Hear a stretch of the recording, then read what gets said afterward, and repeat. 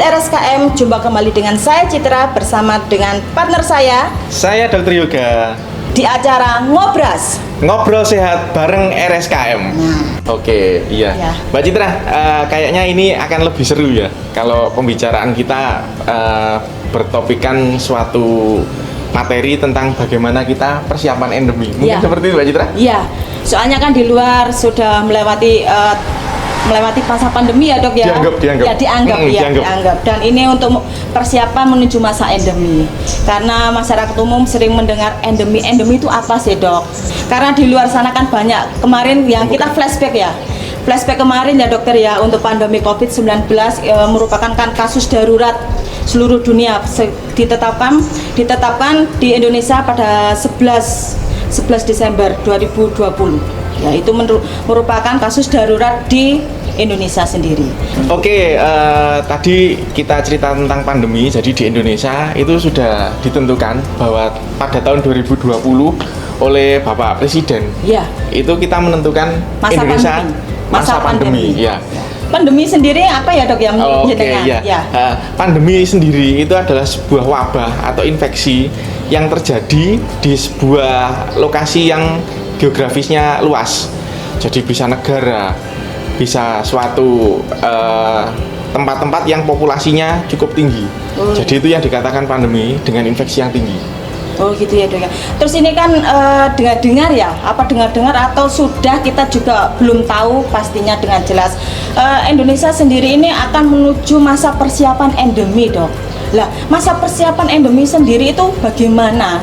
Terus endeminya itu apa? Mungkin bisa membantu untuk masyarakat umum agar tahu gitu loh dok.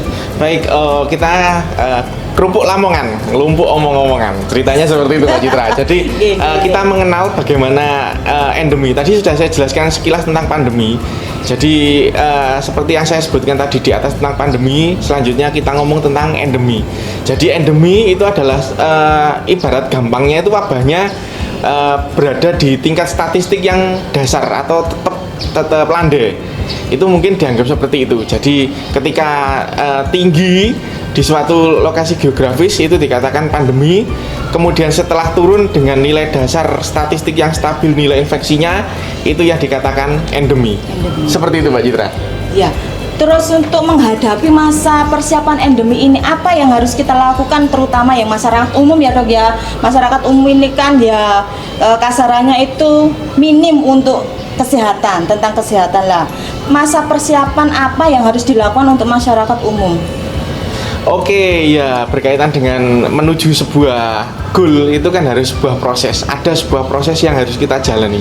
Nah, proses-proses pandemi sudah kita lewati. Kemudian ada fase kemarin, ada fase yang bagaimana tingkat kematian yang cukup tinggi. Kemudian masuklah ada fase vaksinasi. Nah, di sini salah satu persiapan untuk menuju sebuah endemi, salah satunya adalah dengan vaksinasi. Di sini vaksinasi kita untuk saat ini statistiknya yang saya baca di Kementerian sekitar bulan Februari itu kalau tidak salah sekitar 68%. Untuk boosternya sudah jalan sekitar 30 atau 40%. Nah, ini targetnya kalau tidak salah saya baca itu sekitar 80% untuk vaksin 1-2 dan kemudian booster sekitar 50% untuk menuju arah pandemi. Seperti itu. Berarti dengan kata lain Indonesia ini sudah hampir bisa mendekati ya dokter ya untuk masa endemi sendiri ini ya. Iya, kita sudah bersiap untuk menuju arah endemi. Akan tetapi seringkali kita melupakan ya. Jadi mungkin yang dianggap orang-orang dulu COVID koyok-koyok seperti itu, seperti yang dijalankan, yang ada dan berjalan.